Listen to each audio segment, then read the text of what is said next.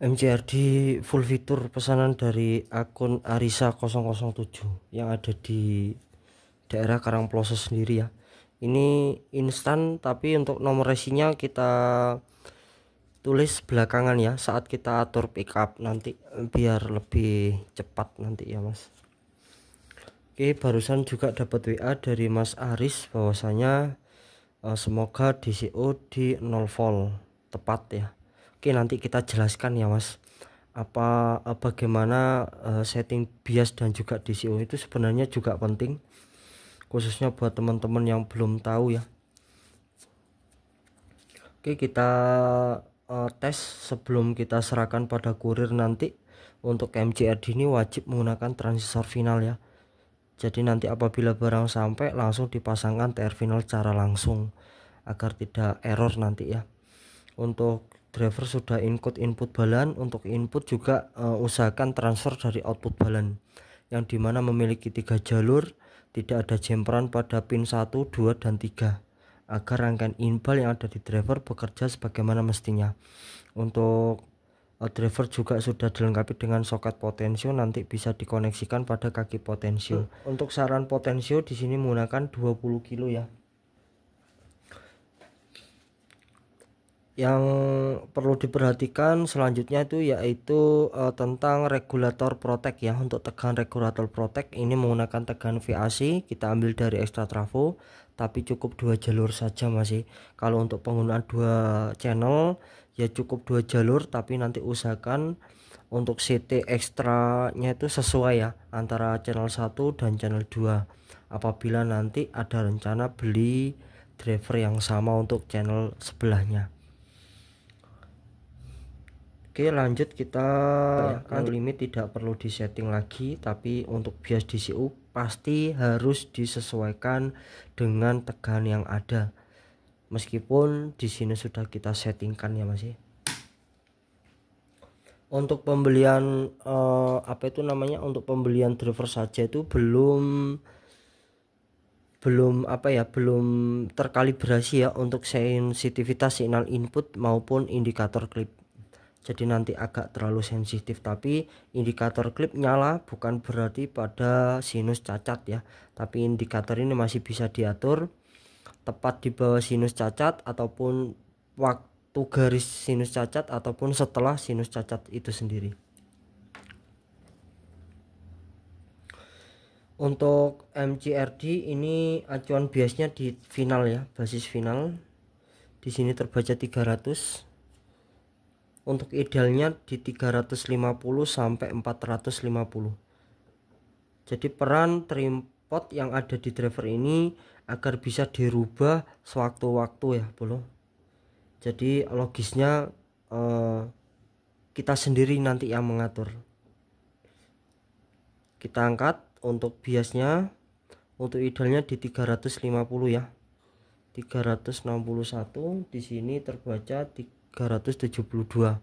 Untuk DCO-nya terbaca, kita cek di sini untuk DCO ya, enggak kelihatan bro. DCO di 6,6. Ini artinya sudah berada dalam tegangan aman lur. Untuk DCO itu tidak harus di titik 0 ya. Kalau Anda beranggapan DCO harus di titik 0, oke. Emang DCO itu lebih baik mendekati 0, tapi tidak harus di titik 0 ya. Untuk DCO di sini terbaca 6,5, itu di skala milivolt, artinya sudah berada dalam tegangan aman. Kalau cara kita sendiri untuk DCO seperti ini kita abaikan lur. Kita fokus pada keseimbangan tegangan bias 369 ya.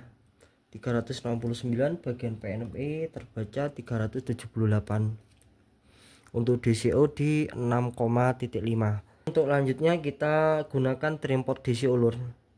Kita bisa turunkan DCO mendekati 0, tapi diimbangi melihat dengan keseimbangan tegangan bias ya. 376, di sini 372. Jadi kita putar trimpot DCO nya. Trimpot DCO ya, di sini kita naikkan bias, fokus pada tegangan bias. Di sini kita naikkan, otomatis bagian PNP akan turun lur. Karena bias ini juga sangat sangat dipengaruhi juga dengan hasil DCO nanti gitu loh. 374, di sini 375. Saya rasa imbang lur, 375 ya. Oke, untuk DCO nya kita cek di 1,6. Nah, kita nanti misal main, saya nggak ingin main di 375, saya ingin main di 400 ya. Setting di 400, usahakan keseimbangan antara NPN dan PNP. Nanti untuk DCO nya akan mendapatkan hasil yang berbeda lur. Mungkin tepat di 0 volt atau mungkin di 1, atau 0, gitu ya. Jadi pada intinya untuk DCO tidak harus di titik 0. Meskipun DCO emang lebih baik mendekati 0, tapi tidak harus di titik 0. Untuk batas idealnya tuh DCO di bawah 20 mV ya. Nah, untuk bias semakin besar semakin bertenaga suaranya, namun terminal akan semakin panas. Bias over pasti akan bisa mengakibatkan terminal jebol. Jadi disesuaikan juga dengan kualitas terminal lur.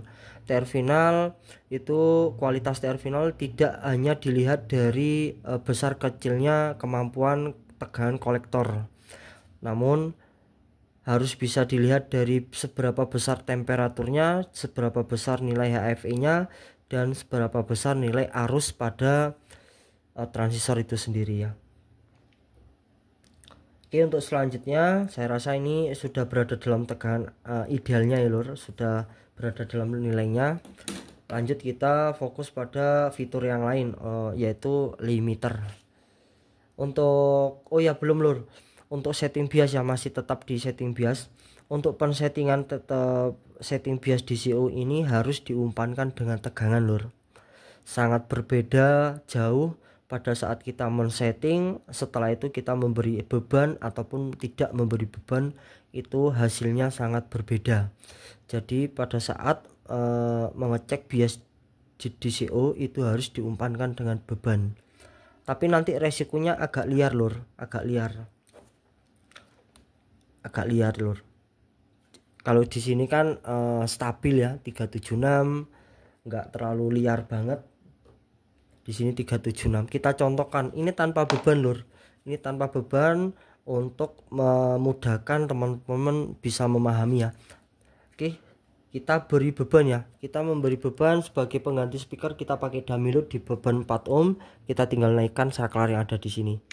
Ini sudah terhubung dengan beban. Kita cek ya lur. Ini khusus untuk driver MCRD ya. Di sini terbaca 367, bagian PNP kita cek 386. Nanti kalau ini kita paksa tetap kita gunakan, otomatis akan lebih panas, sebelah lur. Bagian PNP akan lebih panas daripada NPN. Tapi untuk MCRD yang kita proses itu tidak terlalu liar banget ya.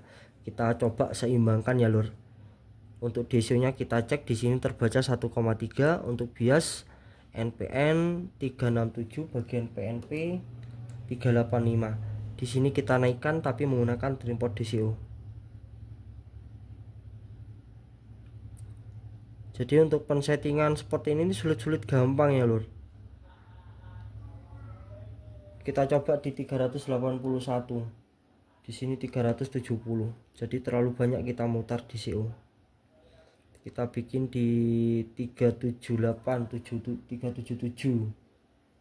Oke, kita turunkan lagi di 375.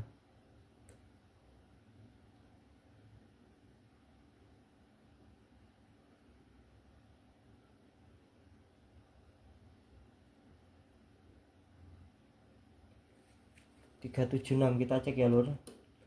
376. Oke, sama ya, tapi tidak terlalu liar kan untuk produk yang kita kirim.